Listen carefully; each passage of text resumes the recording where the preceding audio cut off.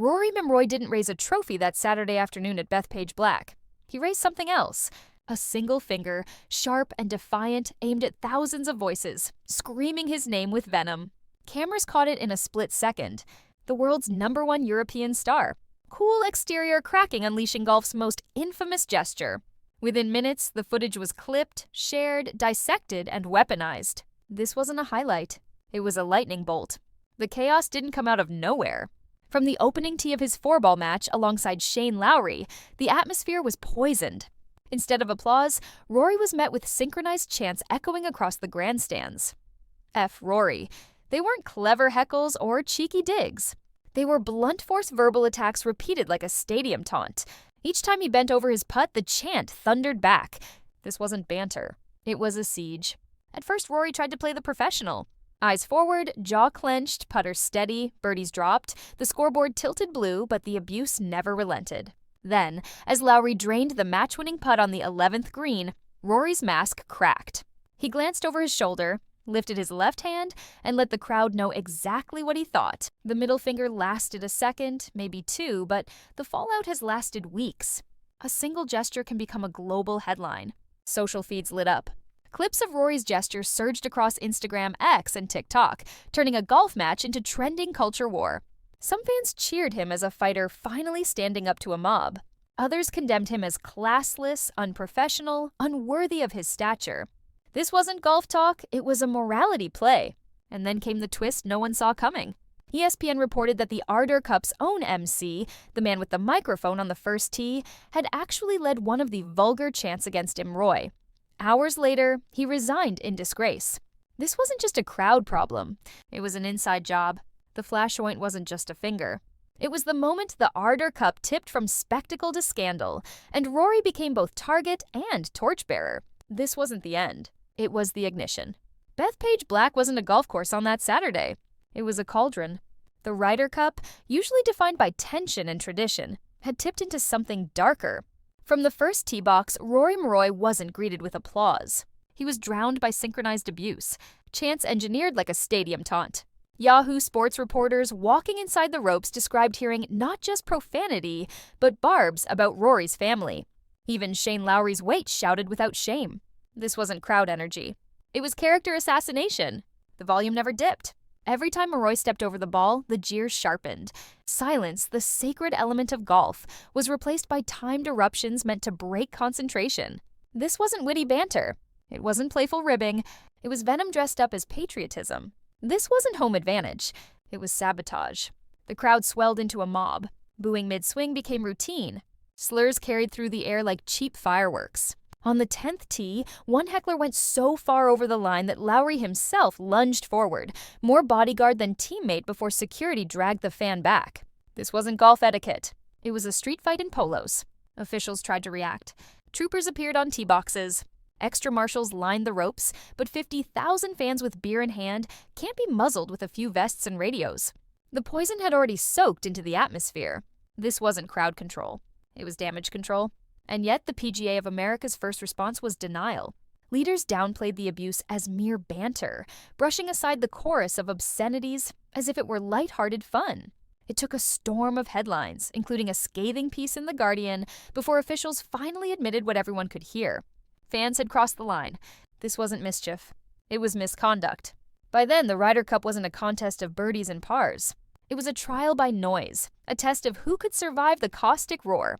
McIlroy wasn't just competing against Justin Thomas and Cameron Young, he was competing against a stadium weaponized against him. This wasn't rivalry. It was ritual humiliation. The fury in the stands didn't just shape a match. It shaped the breaking point that would define the entire tournament. This wasn't background noise. It was the soundtrack of chaos. When the dust finally settled that night, Rory McIlroy stepped in front of the microphones. The man who had absorbed hours of venom from the crowd spoke not with rage, but with precision. Calm, measured, almost surgical. He chose his words carefully, and then he cut deep. "I don't mind banter," he said. "That's what makes the Ardor Cup special." But when fans scream in your backswing, that's not passion. That's disrespect. This wasn't an apology. It was an indictment. The cameras caught every syllable, and for a moment, the world leaned in. Reporters scribbled, fans clipped his remarks, and social feeds lit up. Here was golf superstar not graveling, not retreating, but confronting the storm head-on. He didn't plead for sympathy. He didn't bend to criticism. He stood tall, unshaken, and told the truth as he saw it. This wasn't damage control. It was controlled defiance. Then came the line that detonated across headlines. The middle finger, he admitted, was pure heat of the moment. But after hearing what he heard all day long, he'd do it again. That wasn't contrition. That was a declaration of war on the mob. This wasn't regret. It was resolve. In an age where athletes are expected to issue sanitized statements, Rory went the other way. No PR spin, no carefully crafted notes, no soft landing, just honesty, raw and jagged. By refusing to pander, he turned a scandal into solidarity.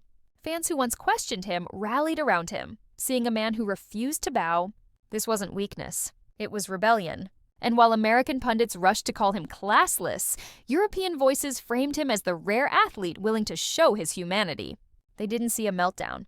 They saw a man pushed to the breaking point who refused to break. This wasn't shame, it was survival. By the end of the night, Roy hadn't just defended himself. He'd reframed the entire debate. Was the finger vulgar? Maybe. Was it real? Absolutely. And in that honesty, he shifted the narrative away from disgrace and toward defiance. This wasn't a slip. It was a stand. Rory's silence was broken, but his words carried louder than the chants that provoked them. This wasn't closure. It was ignition for a bigger fire. The morning after Rory's finger flashed around the globe, the Ryder Cup story shifted from players to power brokers. Reuters broke the news. PGA of America.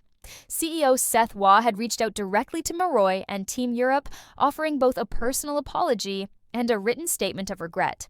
For golf, a sport obsessed with decorum and silence, this was extraordinary. This wasn't routine PR, it was an admission of guilt. The email, later confirmed by Fox divided by AP, described the fan behavior at Bethpage as unacceptable and promised reforms before the next cup. Officials rarely step into the spotlight, and rarer still do they confess their event lost control. Yet, here they were, bowing their heads to Europe's stars after a week of disgrace. This wasn't spin, it was surrender. Meanwhile, American media scrambled to frame the narrative. Fox Sports and AP ran stories that emphasized Rory's abuse, stressing the chants and slurs crossed every possible line. Their language was clear. The atmosphere wasn't rowdy, it was toxic. And Rory, instead of being the villain, was portrayed as the man who had simply reached his human limit. This wasn't bad optics, it was systemic failure. But the conversation didn't end there. Across U.S. talk shows and podcasts, Rory was branded by some as immature, emotional, unworthy of his stature. Pundits latched onto the finger, ignoring the venom that provoked it. To them, he hadn't fought back. He'd lost control. This wasn't analysis, it was scapegoating. On the other side of the Atlantic, the defense was swift and fierce. European players, commentators, and fans argued Rory had stood up not just for himself, but for his team, refusing to be bullied by a mob disguised as supporters. In their eyes, the finger was less a scandal and more a banner of defiance. This wasn't rebellion, it was resistance. By the end of the week, the divide was clear. America debated Rory's manners. Europe celebrated his courage. 2 continents, 2 stories, 1 incident that refused to die. This wasn't a cultural clash. It was a continental split. And with every headline, the Ryder Cup's legacy of 2025 grew murkier. Was it about golf, or was it about control, respect, and reputation? This wasn't a postscript. It was the real main event. By the time the headlines cooled, it was obvious the story wasn't just about a raised middle finger. It was about everything beneath it. The crowd, the culture, the rules that failed to protect the players. AP video reports and Yahoo Sports on the ground coverage made it clear this was bigger than Rory, bigger than Europe versus the US. It was about whether golf could survive its own worst fans. This wasn't a gesture, it was a mirror. The Bethpage incident forced the PGA of America and the DP World Tour into crisis meetings. Could they allow alcohol-fueled mobs to drown out the game again? Should ticket sales be capped? Booze cut off? Security doubled? No one had answers yet. But one thing was certain. Doing nothing was no longer an option. This wasn't tradition.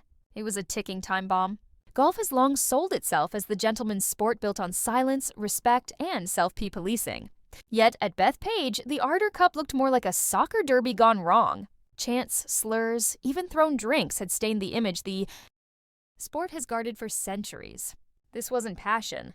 It was poison. And now the debate has split the sport. Some argue that rowdy fans make the Ardor Cup electric, turning golf into a spectacle that rivals mainstream sports. Others believe that letting the chaos run unchecked will destroy everything that makes golf unique. This wasn't energy, it was erosion. Every statement from Rory, every apology from officials, every think piece from pundits fed into the same question. Where is the line between support and sabotage? And more importantly, who should be responsible for enforcing it? This wasn't oversight, it was abdication. For players, Bethpage will never be forgotten. For governing bodies, it's now a blueprint for reform or disaster. And for fans, it's a test of what kind of sport they want to cheer for in 2027 when the Ryder Cup heads to Ireland. This wasn't closure, it was a countdown. So, I'll leave it with you. Did Rory embarrass the sport, or did he save it from becoming a circus? This wasn't just golf. It was a warning shot for the future. Let us know in the comments below. And once you've done that, have a look at the video that's appearing on your screen right now.